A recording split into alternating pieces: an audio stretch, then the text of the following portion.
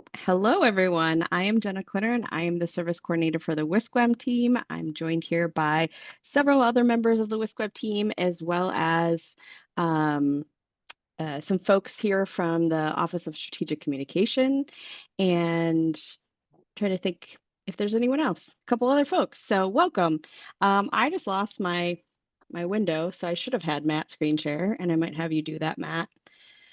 Uh, Once I can get my window back open.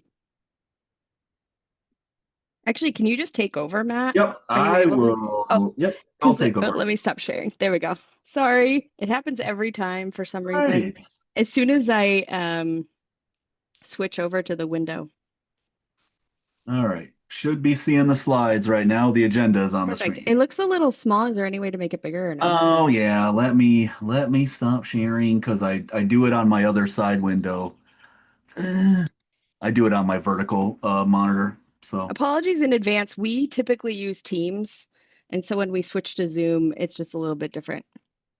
yeah, let me go up. Let's slideshow it, and there we go. Perfect. Thank you. Okay, so here's the agenda for today. We have some service updates and reminders. We're going to chat about specifically some Gutenberg updates and reminders as well, and things that you could be doing now. And then we're going to do a couple little Gutenberg demos for you to kind of keep that rolling. We've been doing those last few weeks. Um, Yep. And then the first thing up today, just a reminder for you, if you are using Capture right now on your sites, you should have gotten emails from Google about this. We certainly have. But reCAPTCHA, if you're using reCAPTCHA with your like Gravity forms, Google is changing how this works. So the new process uses the Google Cloud platform, and you have to move your content over. It's not ideal. It was not our decision, though. This is all Google changes. And we want to just make sure that you're getting those updated. This process is outlined in the KB, so we have instructions there for you all. Things have to be switched by the end of 2025. So if you're using it now, go ahead and get that done early so that you're ready, so that you don't lose that CAPTCHA on your sites. I think there's low usage, so I don't know how many of you this actually impacts, but we want to make sure we're letting you all know. The next is some Gutenberg specific updates and reminders. So as a reminder, we are encouraging our WiscWeb users to review our migration webpage, which I'll try to throw in the chat shortly here. Just gonna go grab the link. On that page is a bunch of information about what the migration will look like for you specifically as WiscWeb users. Gutenberg, there you go. We also wanted to give you an update on some sort of language changes related to the UW theme. So the current UW theme that you have on your sites right now is now being referred to as UW Theme Classic. We wanted to make sure we had a way to differentiate between this current theme and the new theme in some way. And so if you hear us refer to the theme as UW Theme Classic, it's the one that you're currently working on. If you hear the term UW Theme 2.0, that is in reference to the Gutenberg block editor theme that we're building and will soon be released. And then with that change also came a domain update or URL update on the existing UW theme site, which now publishes to uwthemeclassic.brand.wisc.edu.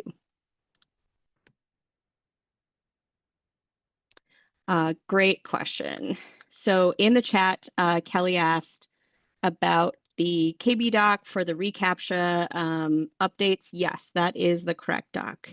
So the doc that Kelly added to the chat there is what you can look at for reCAPTCHA. Gutenberg rollout information. So this is a really important update that has changed slightly. I mean, we hadn't had a real firm plan for exactly how that rollout would look, but we've chatted a bit, and we want to make sure you are all aware of how this is going to fall. So we're still targeting a fall timeline. We'll probably release an actual date, maybe hopefully by the next Lunch and Learn. And We just wanted to reiterate that we're on target for that. All is looking good, which is super exciting. But we want to make sure you know that initially we're just planning to open that up to folks who want to build from scratch just for a couple weeks. That allows us to sort of stress test our new infrastructure, less content coming in all at once, things like that, and gives us a little bit more time to configure some of the automation for that migration process. So um, if you were hoping to migrate, you'll still get to this fall, but just noting that first, couple weeks is just for folks who want to build from scratch. After that, we'll open things up to migrating sites. I'll pause there in case there is a question in the chat. When you say fall launch, does that imply September-ish or November-ish? Great question. I would say fall and closer to September-ish if that helps. Yeah. Any other questions about that?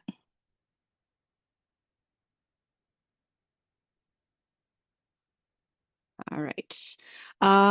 What can I be doing now? We wanted to make sure, and this is a question that we get from time to time, and we wanted to make sure we provided you some information on things that you could be doing to prepare, especially if you're interested in getting started right away when we make this available. So first is considering when you want to move. There are different busy times during the year for different groups, and some people have their busiest time in the summer, some have it during the semester, sometimes it's other times of the year. So start to think about when you might have some time available to do this move and start planning for making the move at that time if you can. That's sort of what we've been recommending for folks. Also consider things like team capacity when you might have folks who can assist if you would like to get others on board. Rich asked, how long will we have to transition out over our sites? That's a great question. So we're anticipating once we launch and kind of release the new theme, providing at least until the end of calendar year 2026. We are sort of doing a little bit of a balancing act. So we had to build new infrastructure when we decided to move into Gutenberg. We wanted to change some things about what we had set up previously. And as such, we are maintaining and paying for infrastructure in two environments in AWS until all sites are moved. So there's a bit of balancing involved where we have to limit how much time our team has to maintain both, but also the costs associated with both. So right now we're kind of saying end of 2026, but obviously we'll reassess based on how things are going. In terms of how long it'll take you though individually, that really depends on your capacity, how many pages. That's a question that we get often. It really, really depends on kind of what we're looking at. But I would generally just want to remind folks that like while the site is in progress in the new Gutenberg theme, while you're kind of migrating and building things out, there is dual entry that needs to happen because your existing site will remain live while you are working on those migration edits. So if you have new edits to your site, you'd have to put them in both places, and that's something to consider. So for that reason, you might want to look at migrating in a shorter time span so that you don't have to keep that dual entry up. Alan asks, did you say fiscal or calendar year? Great question. Calendar year. So like end of December 2026. And keep in mind, December is a weird month because of the holiday. So, I wouldn't wait until the last possible minute just because things get a little hairy around that holiday time. Other questions? All right. Other things that you could be doing is removing unnecessary pages, posts, forms, tables, cleaning up everything on your website so that you're just moving over the content that actually has to move and you have a better understanding of what is actually like pertinent, relevant information. I know that's kind of a hard thing sometimes, but if you discover a page and you're like, oh, didn't remember we had this, or a form or something, go ahead and clean those up now just so they're not in there. Also, really good time to consolidate content if you were already planning to, getting those in place now so that it comes over in the migration in a consolidated fashion. Updating pages to not use inline styles, that's something that's not going to migrate. So if you're doing any kind of like HTML within your text blocks, might be a good idea to start stripping that out just because that's not going to come over. Not that you couldn't leave it in and deal with it on the Gutenberg end, but it's not going to honor that. So you might just want to clean that up. Um, Closing sites that aren't in use. Fortunately, you all have been really great about letting us know when a site needs to be taken down. But just as a reminder, like if you have a site and you're like, we're not really using this anymore, or I don't know, maybe like the PI moved to another university or something, if you let us know, we can just take that on down, and then that's like off of your plate for migration. And a good reminder, please assign primary contacts to your sites because that's going to be really important during migration.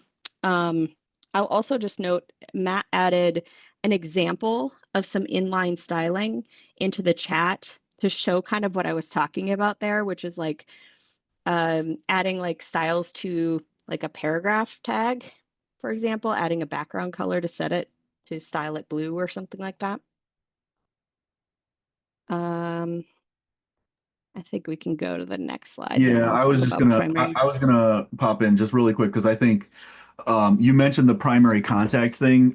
That's an exceptionally important thing that I don't know that we can underline enough is we've talked about this in the past about how important it is to use or to create a primary contact for your site because it's how we um, it's how we communicate with like ownership of a site.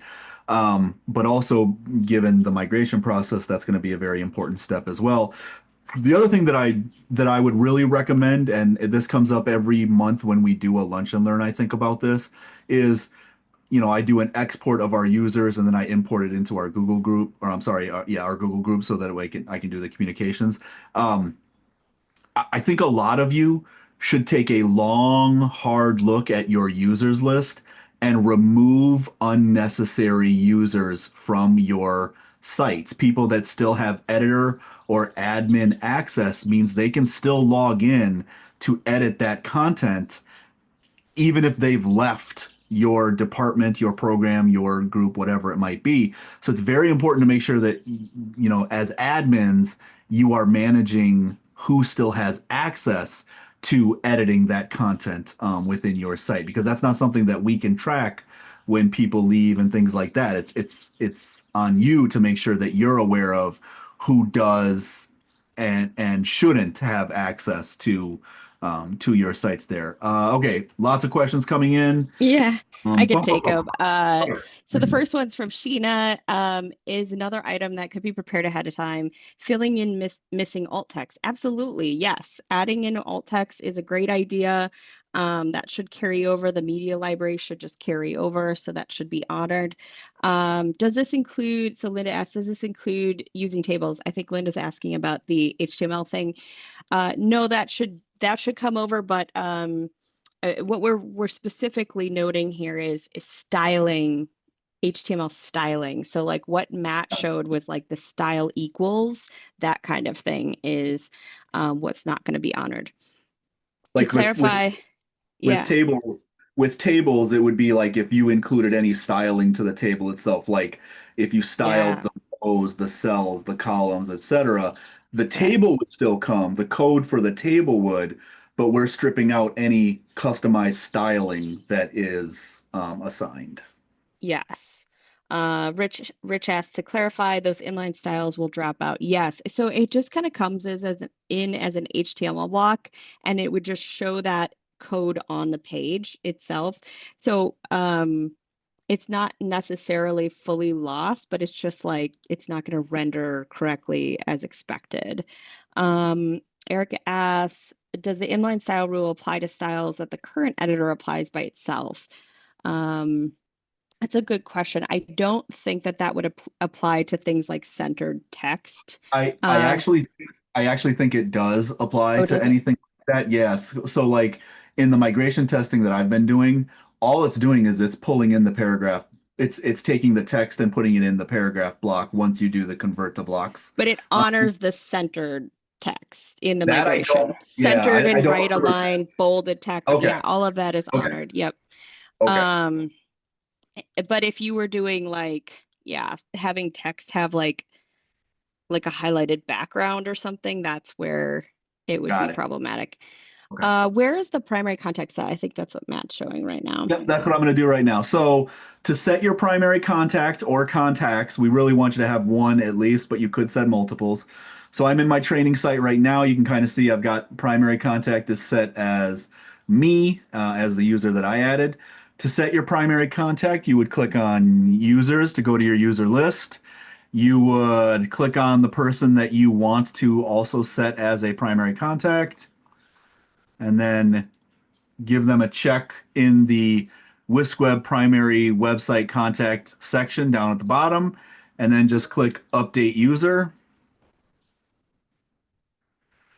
and then that will update them to Yeah, be a I think primary that contact there's now. something important to note here, though. You have to do this for yourself. So the Yes. person who is the primary contact, set yourself. You can't set like another person. So if you are the primary contact, go ahead and make that update for yourself. If you have any trouble, feel free to just Yeah. send in a support request and we can set it Yep. for you if we know the net ID. Yep. Um, Thank you, Matt. Kendra said, having not done this before, what would you recommend is a minimum amount of time that a unit migration might take in terms of hours, as we don't have a dedicated person who handles our website, need to factor in project. That really depends on how large the site is. Um, and yeah, I would say like a small 20-page site could probably move in. I mean, if you had like dedicated time that day, you could probably move in 8 hours of just migrating content, and then you would submit your site launch with two Yeah. weeks notice. Yeah. Um, I've been but getting if you have larger, yeah. Yeah, I've been getting this question quite a bit during my office hours with folks, as well as like some of the Mm, consults of people who are looking to come into WiscWeb. I get this question a lot, and it's a very difficult question for us as a team to answer because there's so many different considerations that go into that particular question. Like Jenna was pointing out, like how much dedicated time do you have to do the process? What is the setup of your content? What do you want to do with that content once you move it into Gutenberg? Because I think that's also a consideration of like, okay, now I've moved all of this text over, but do I want to do something different with it? So then there's that consideration as well. So ideally, I've been telling people that give yourself a week for most sites that are, you know, you know, generous size, 20 to 50 to 100 pages, because the process of migrating isn't difficult. It's reviewing it all and making sure it looks good and getting all of that done. So I would say start with giving yourself a week to go through the full migration process. And that will vary, but at least start there. yeah, I think it's, happy to chat with you, and if you want to set up time with our team to meet one-on-one to just chat about your site specifically, but it's really hard to say without knowing what site you might be talking about, how many pages, how many posts, how much time you have, things like that. Um, Chris asks, what about creating a new class in CSS and putting that in? Chris, can you elaborate on that question a little bit?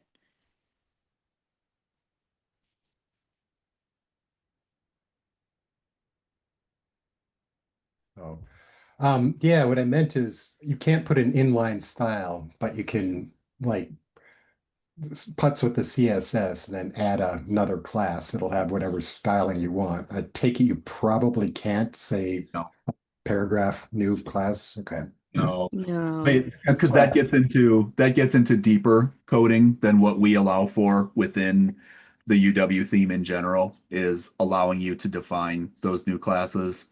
What about Um, the child theme? I yield to Uh, Jenna. yeah. So if you have a child theme and you're doing something, so are you saying like if you've already migrated the child theme, can you like in the migration process? Is that what you're saying? Yeah, I guess. Yeah, I Yeah, think tough that would depend integration. on how, it would depend on how the migration tooling for your site is Hmm. built. So the migration tool that we have will be provided for non-WiscWeb users, but you'd probably need to customize it for your needs. if you have like custom content that you need to migrate, because it's really only going to migrate content that's in the standard UW theme offering. Okay, That's a thanks good a lot. question. Yeah, I'm just going to note, Yeah. Chris, I'll note that you had a question just generally about, how content would migrate for like a non-WISC website. Okay. Yeah, I was gonna say that might be something where we might want to just touch base in the future when we start getting into the migration process, just to make sure that we can meet very specific needs, or at least Yeah. point you in a direction of support, in case we might need to help you with a little bit more, in-depth review of the content migration. Hmm. Thank you very much. Yep. Yeah. Adrienne asks, follow up on Sheena's question. If you add alt text now to a pre-existing image that is associated with the page, post, UW event, etc., will that alt text stick in the migration? I ask because my understanding is that it does not stick. So this is the tricky thing. When you're adding the alt text into the image in the media library, if you change it, it's not going to change it on all pages that you had already used that image. Mhm. So if you are changing alt text or adding it to images that never had it, that doesn't necessarily update the page that has that image. Yeah. Um, And vice versa. yes, and vice versa. So it's still good to go through and add alt text so that it's all there, so that when you're adding these images to new pages in Gutenberg, if you're building new content, it will have alt text.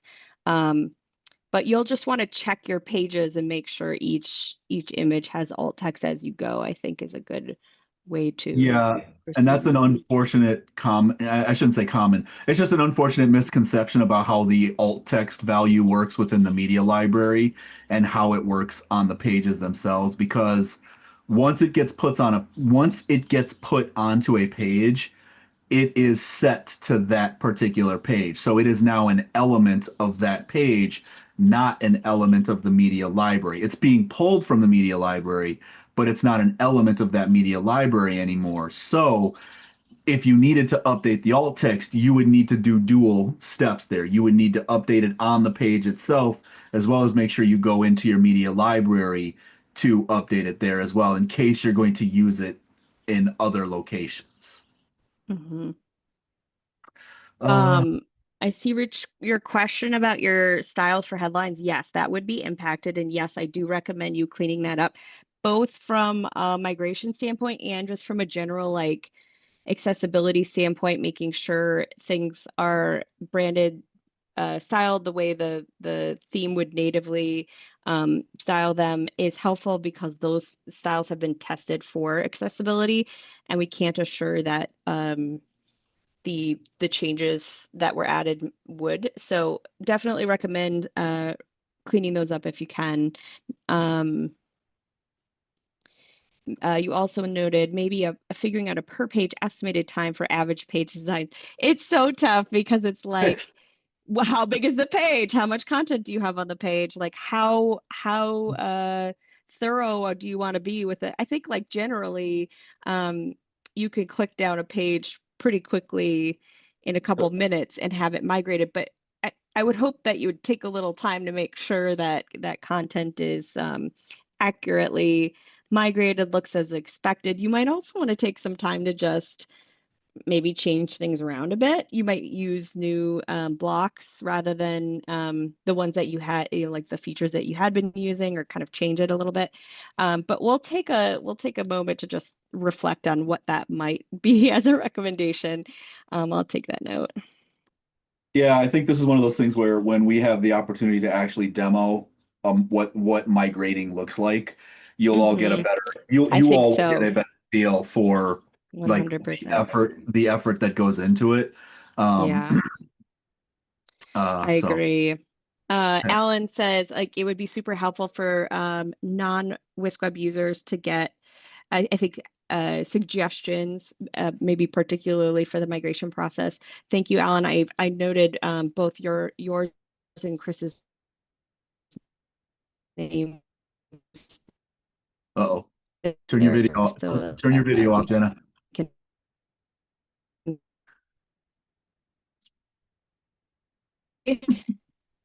Oh no, Yeah, you're okay. You're going roboty, so just turn your video off.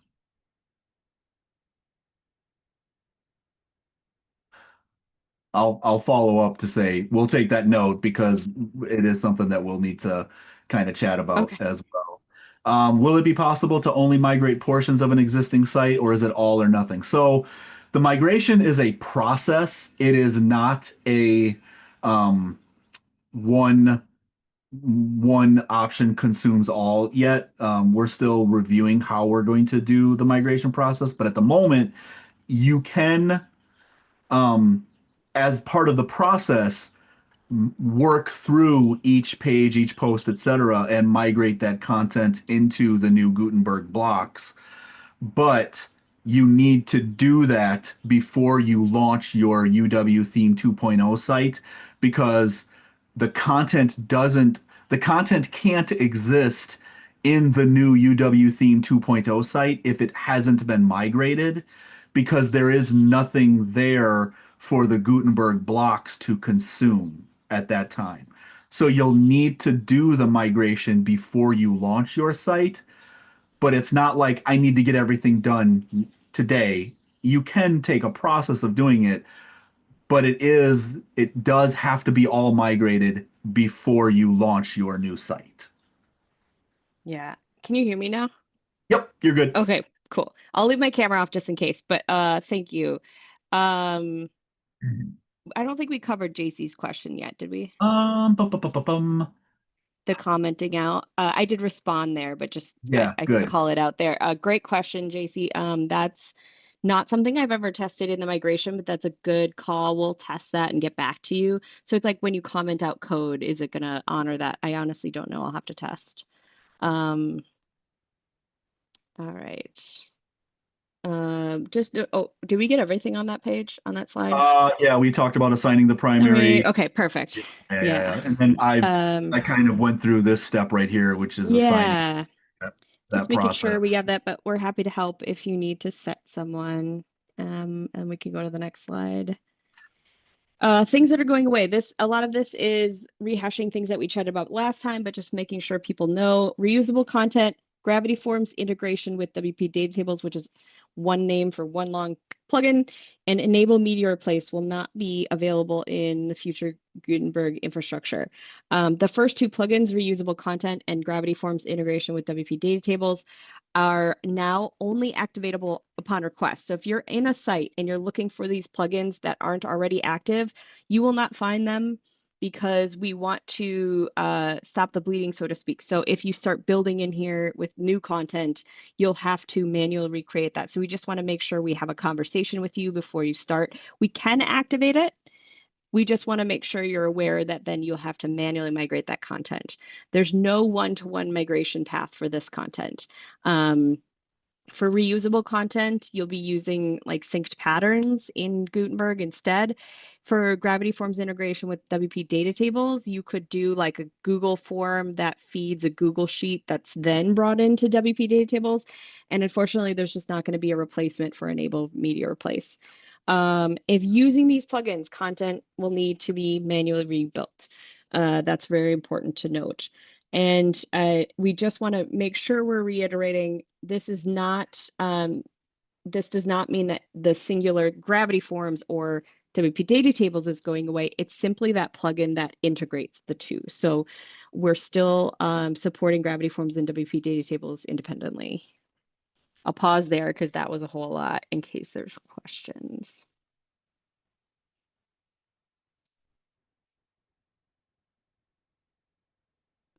All right, I think we can go ahead. And one other thing, we just learned this. So as we're building out the theme, we are getting it accessibility tested as we add new features. So just want to make sure you know that one of the features that we tested that had high accessibility barriers was Airtable. I think that's sort of a known issue. This was sort of a like beloved tool on campus that I think they tried to get like a contract for, but the vendor was like not super great about accommodating accessibility fixes, and those barriers are still out there. So we've made the decision not to honor that embed in the future. If you are using Airtable, you will need to link out to that content in the future. But also maybe consider trying to move that content elsewhere. I know it's tough sometimes though, because there's not always like the best tool for what you need, but just because of those accessibility barriers, might be good to try to seek out solutions that are a little bit more accessible. Carolyn noted, Rats about enable me to replace. Yes. Would the suggestion be just to use Box if a file is being updated? Absolutely, yes. That would be the recommended approach. And Matt just sort of reiterated that in his response. I'm trying to grab the what is the project directory? There we go. I'll drop this KB doc into the chat.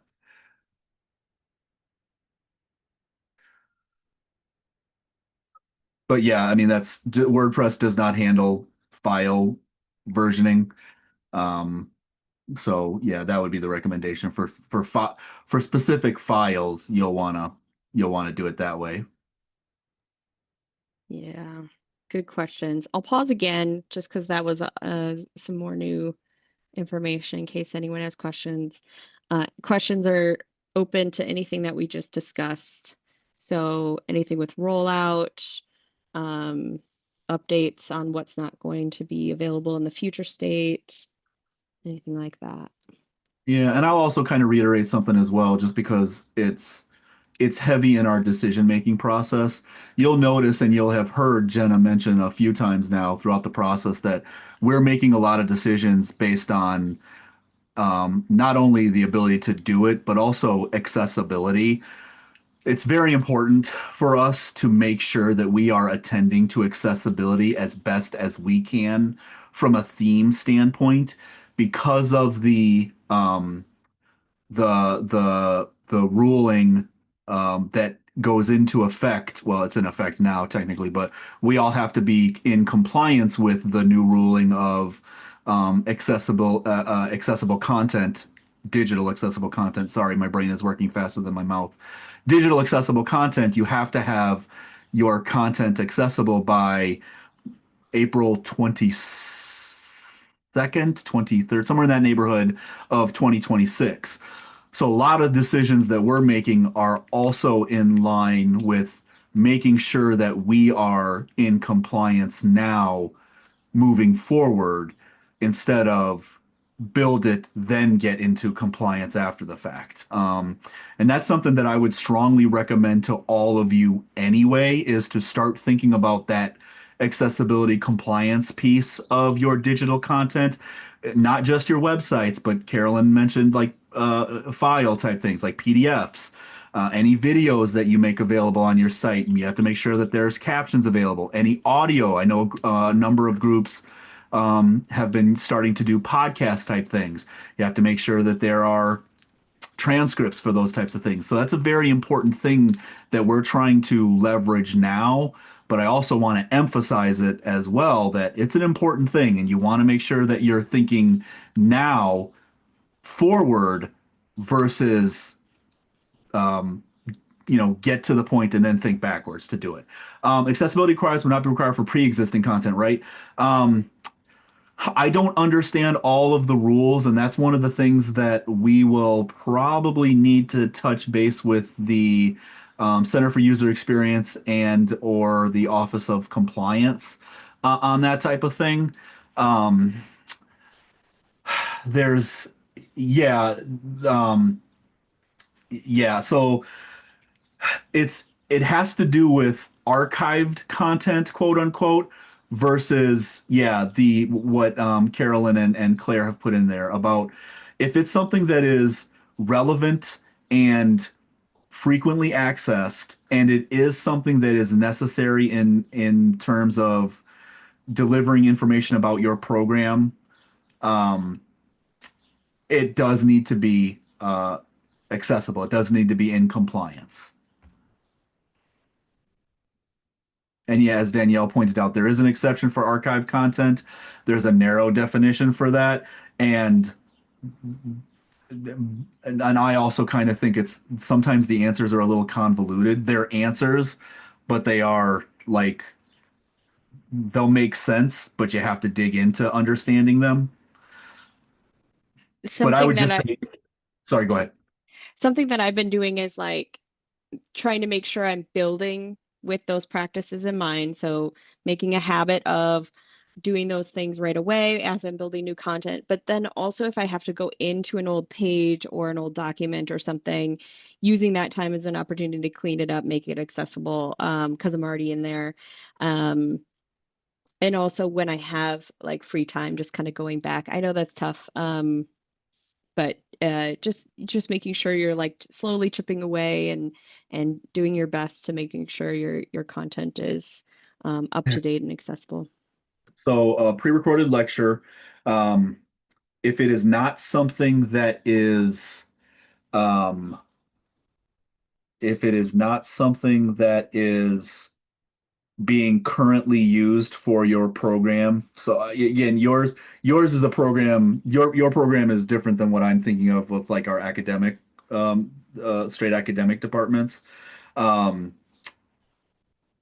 like if it's something that is still used now for program content, yes, it would need to be in compliance with the accessibility rule.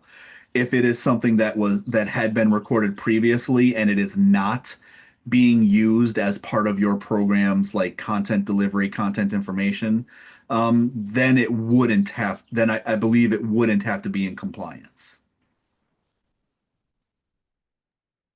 Yeah, and apologies for saying free time. That wasn't an assumption that people had free time. I'm also in the state of not having a lot of free time, but if I'm just like, feeling like I have a moment in the morning or something, it's tough. We're all very busy. Totally understandable. And Adrian, I would say if in these types of situations, I would reach out to either the Office of Compliance or the Center for User Experience to get some guidance on them. I think that's one of those things where um, like Al Nemec would be a good resource to ask about that type of question there. Okay, 12:40. Shall we go into demos? Hearing none, hearing no declining, so I'm going to jump into there. All right. So we've got three things to demo for you folks right now. A couple more patterns for page building, and then a new feature for delivering content. Sorry, again, brain faster than mouth. Okay, so I know I'm a nerd. So I'm going to go ahead and click add a page because we're going to talk a little bit about the new page layouts. Again, to reiterate, one of the things that you will see happen is when you click on add a new page, this pattern selector will pop up and the various patterns that our group has been working on. And again, shout out to Ketter Joyner, who's on the call, and Kate Price, who I don't believe is on the call. Those two who work over in the Stratcom office are they've been working hard on trying to create some patterns that will sort of meet a lot of different needs. So the first one here is a topic page. So I'll just go ahead and click on that to add that pattern. And so again, when you choose a pattern out of that list, it automatically adds all of those various blocks and page elements to your page, and then now you have like a blueprint to work off of. So now that I have this in, I might go up here and I might say, um,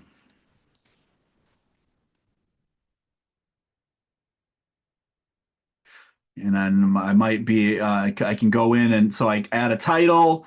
I can now click on the image itself and I can replace this image. We joked about my media library, but let's say, who's a good little superhero? Let's go Batman. Select. And now I have replaced that and I can sort of play around with this right here. And then if I wanted to, I can go over to the settings and scroll down a little bit, and I can change that focal point to be a little more centered there. There we go. So now I've got that, and then I can just go on down the line, and you'll see Keter, I shouldn't specifically say Keter, the group added a little bit of beginner text to every pattern page that we're creating just to guide you. We'll probably update this type of stuff as well because I know that Keter and Kate have talked about putting some of this design guidance as well on our new UW theme site as well. So, you know, we go, we go with that. So again, there's just one of those new patterns that you can play around with and just kind of build out some new content layouts, some new options here. So again, going on down the line, you can kind of see, pre-footer area. There's some accordions in here. There's a couple of group of links options in here as well. So a very nice way to sort of get started. I know a question in the past has been like, I don't even know where to begin on this type of stuff. So you've got that there. All right, so I'm going to save that draft. Let's go back to my pages list. Let's go ahead and click add page. And then the other page pattern that we have to demo is the new homepage pattern. So if I click on that, same idea. I have, I've added this now to the list or to the page. I go on down the line. You can just see all the various page elements that are available there. Let me just look at here real quick. My vote is for the Flash. Yeah, except Superman and Spider-Man are still the best. Will patterns be available on faculty staff pages? So fac staff pages are going to have very defined content that has to be a part of the faculty staff page, but then when you are creating the faculty staff page, you will have a section below where you can add more content.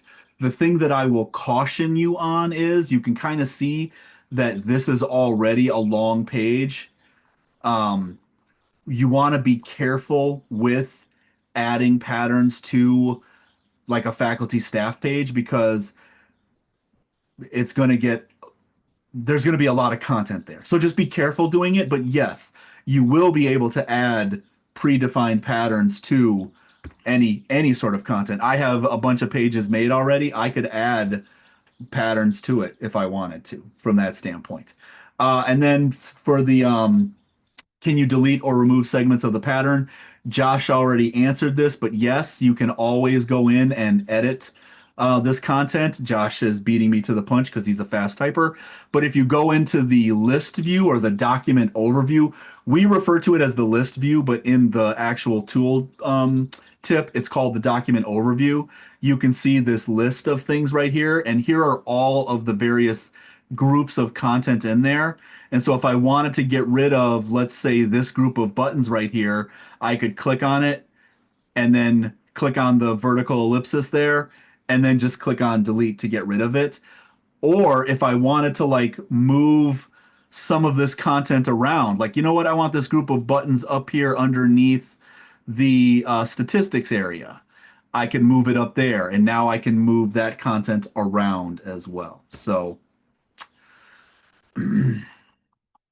let's see, content strategy from a design perspective. Is it recommended to avoid big banner hero sections on pages that aren't the homepage or otherwise the main landing page?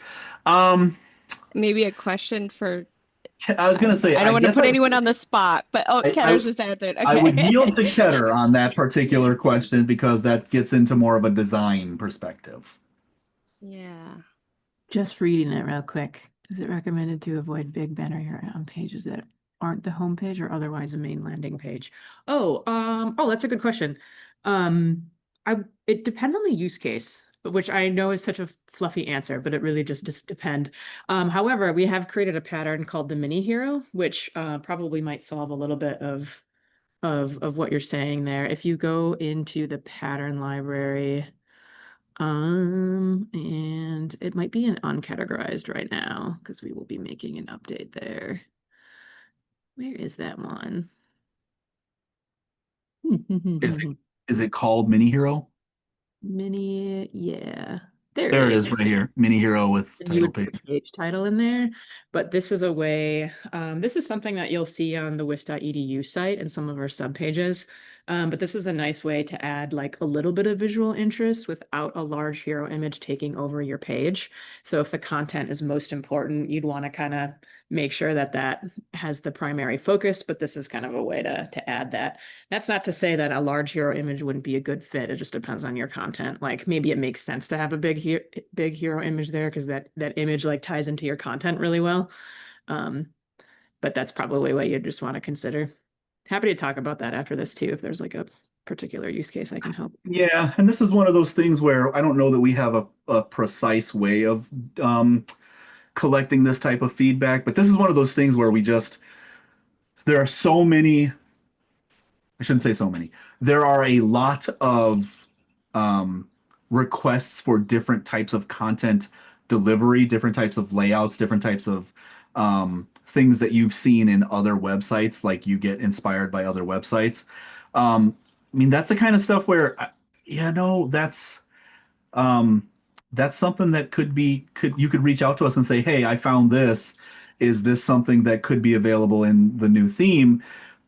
The immediate answer might not be yes, because we have to go through a design process, and also we're getting close to launch time. So, you know, we're kind of in crunch time for the things that we want to have available versus the things that might be nice to be available. But we always want that feedback because, like Ketter was saying, it's something that we can always take a look at after launch and keep adding. We want to keep iterating. We want to keep providing for the type of content that you all want to deliver there. So, bum, bum, bum, bum. Will rotating images still be available? Yes. Did I not demo that last month? I might have. I think you did, but we I could thought show I it did, again. but I'll show it again. I'll Yeah. show it when I do it on the other page. This one's a little busy right now. So let me save draft and let me go there, because now let's talk about the other demo, which is the story slider, the UW story slider. So I'm going to create a new page. I'm going to go ahead and click X out of this guy because I don't need that. Let's do rotating fun time in Lunch and Learn. All right. So I'll really quick answer that question that Linda had about the rotating hero images. So if I click on the plus sign and I do hero, we do have a block called the UW Hero Carousel, and I can drop that in right there. And now it comes in with 3 default hero images in there. You can edit these as you see fit. You can change the image by clicking on the image itself. Go to replace, open media library. Let's say hi to Penny Parker. And so there's Penny. And if I go to my settings, I can move the focus up to her. And there we go right there. So again, now I can start to tinker around with that type of stuff there. I'm gonna, nope. Let's do that. All right. So that's the hero carousel. You will be able to add that. Same caveats as always. I would say try not to put in too many heroes up there, because it's at a certain point, how long do you want a person clicking through this thing to go through the various images when you could instead add that content as something else on the page instead of clicking through this carousel, 8, 9 times. We've seen some doozies of some hero carousels, so I would recommend avoiding more than 3 to 4-ish. Hey, 5 slides max. There you go. Okay, so that's the hero carousel to answer Linda's question. So now let's talk about the story slider. So the story slider is going to basically be kind of like a content carousel, an image and content carousel. So if I just click on the plus sign here and I do a search for the story slider, here is the UW story slider, and I will drop that in. And I will, I think this thing is going to bug me if I leave it up here. So I'm going to delete my hero carousel. There we go. All right. So here's the story slider. You can kind of see what the purpose is here. It is a way for you to add kind of like a slider of featured content that you might want to touch on with smaller images. I have the story slider selected. And if you go over here and look on the right side, there are a few settings to address. So so the preview slides are, if you want to be able to see what the next slide kind of looks like, I can uncheck or, turn that slider off. And now it's just the next one down the line. And then also, if I want to change this from numbers to dots, similar to what we saw with the hero carousel, that is how you can take a look at that as well. Is the story headline a link? It is not by default, nor is the image, but you'll notice, whoops, get out of there. If I wanted to, I could highlight it and link it. Or click on the image and link it. But like Jenna said, neither are there by default. Neither are linked by default. And then there's the call to action, obviously. So one thing I would say is, if you're going to try to link this or this, you might want to remove your call to action there, because I don't know, it just would seem, I don't know. The call to action is supposed to be the link for this particular item. So I don't know that you would need to create redundancy there for that particular item.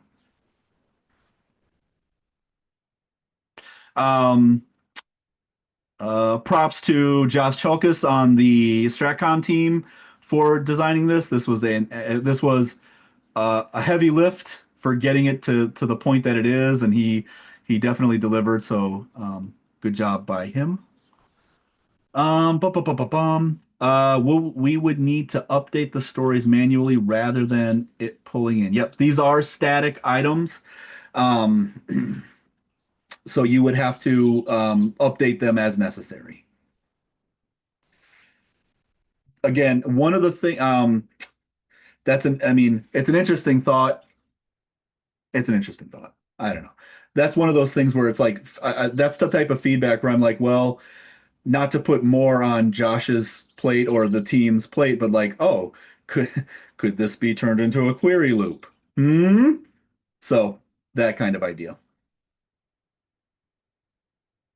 And Keter and I are like the #1 cheering section for Query Loop. Like, there's so much that we want to do with Query Loop in the new UW theme. So like, the more questions we get like that, my mind just goes immediately to like, boy, I wonder if we could do this in a Query Loop. Yep, I've got my foam #1 finger Query Loop on it. I am absolutely in the cheering section for it. Okay, so those were the demos that we wanted to show.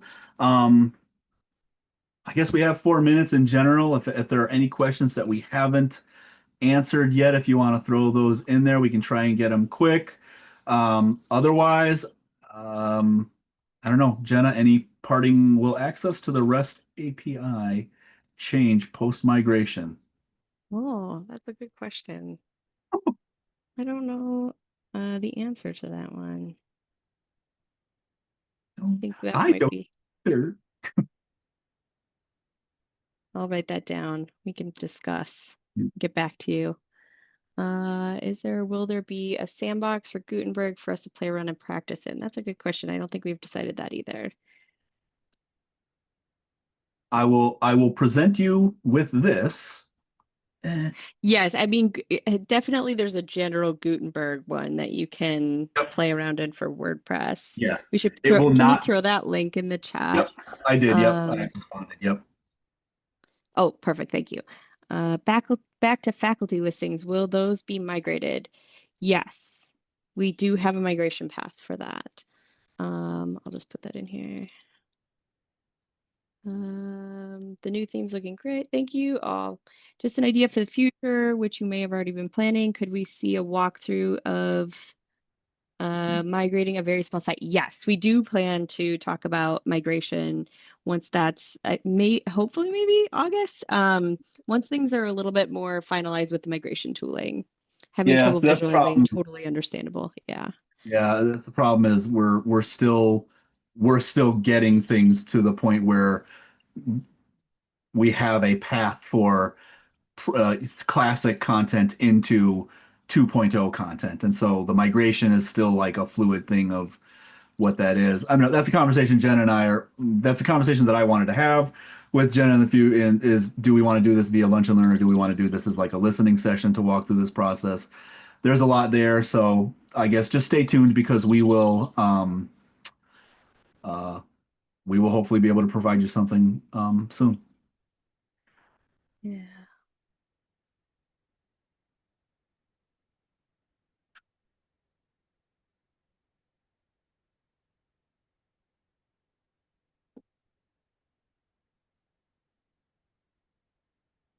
All right. I think we're good. Yep. All I righty. will Thanks all. stop the share and stop the recording. Thank you, everybody.